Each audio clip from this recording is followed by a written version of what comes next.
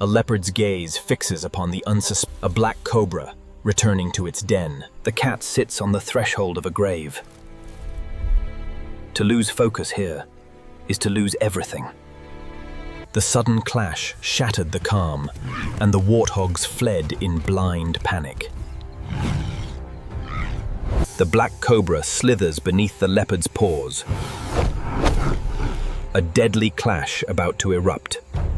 She lunges forward, a spring of dark muscle, delivering a precision strike directly into the leopard's muzzle. In this arena, a single drop of neurotoxin can rewrite the history of a bloodline. The serpent rises. A hood unfurls, a black shroud against the parched earth. The leopard lunges with a sudden burst of fury. 4 paws sweeping down in a crushing arc, meant to trap her skull against the earth. But she stands her ground. Hood spread wide, body coiled tight before the dark mouth of her den. The rhythm of the hunt changes to the rhythm of survival. The leopard no longer seeks meat, he seeks revenge. He paws at her again, striking again and again. Each swipe powerful, yet fractionally mistimed. Eye to eye, the cat's muscles twitch with a frantic, desperate adrenaline. A forepaw scythes through the dust, claws spread wide to pin her hood. An ancient warning from the guardian of the den. Fangs flash toward his face, forcing him to retreat mid-step.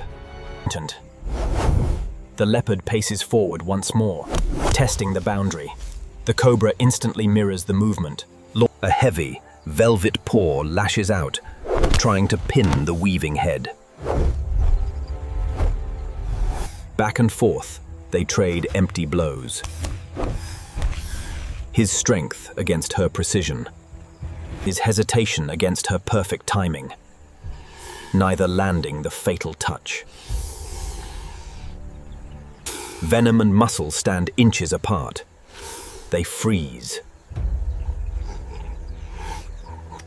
Eyes lock on the slightest movement of skull and paw. A tense hesitation grips both predators, each measuring the other with wary calculation. One mistake means paralysis. One failure means death at the mouth of her den. He stops striking wildly and begins to circle, testing her timing. But she strikes first. A blur of hood and fangs driving him backward. The leopard's confidence fractures. His paws misplace their landing. The cobra presses forward, relentless. The leopard sways, muscles twitch without command. His limbs answer slowly, as if wading through unseen water.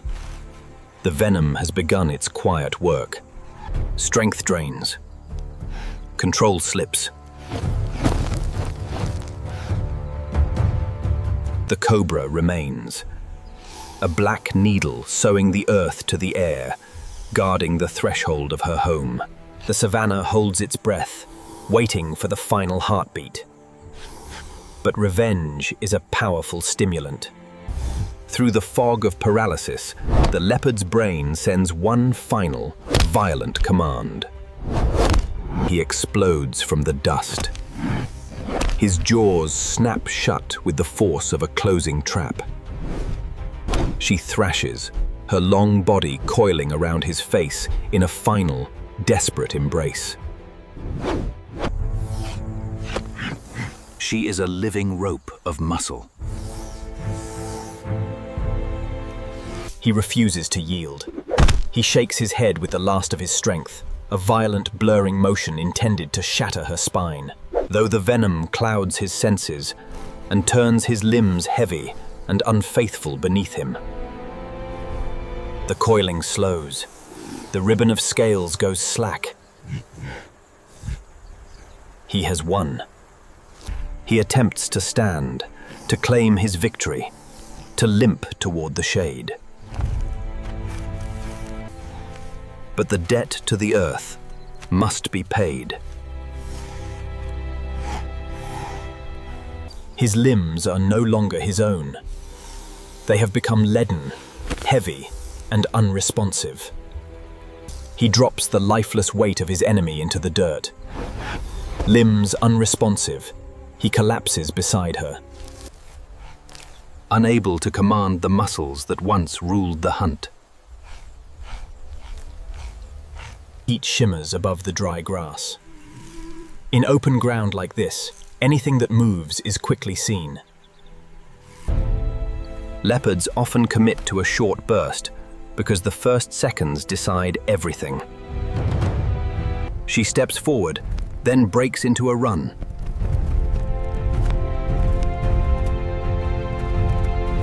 The impalas explode away, startled by sudden motion. But the leopardess is not angling for the herd. The movement is a serval, crouched low in cover. A single pounce pins the smaller cat before it can accelerate. In ambush hunting, surprise is the weapon that matters most. Above, some cheetah cubs watch from the fork of the tree. Cubs are vulnerable to larger predators, including leopards. A moment of calm here can still carry the scent of danger. She takes her kill to her young. A mother must feed the cubs often, because growing bodies burn energy fast. Small prey can be safer than a larger kill. It can be moved before rivals, scavengers, or even lions arrive. Every trip across open ground risks drawing attention to the scent of blood. The young leopard approaches the carcass.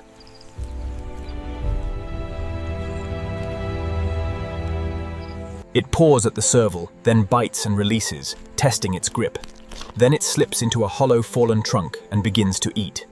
Climbing is one of a leopard's main advantages over most other big cats. Strong forelimbs and sharp, retractable claws give it secure traction on bark. A long tail helps balance on narrow branches. By hauling prey into a tree, the leopard shifts the contest from strength to access. Spotted hyenas and lions can steal a kill on the ground, but they cannot climb to claim it. Even other leopards must work harder to challenge a carcass placed high and out on a limb. Eating above the ground also reduces the risk of being rushed while feeding. Eating above the ground also reduces the risk of being rushed while feeding.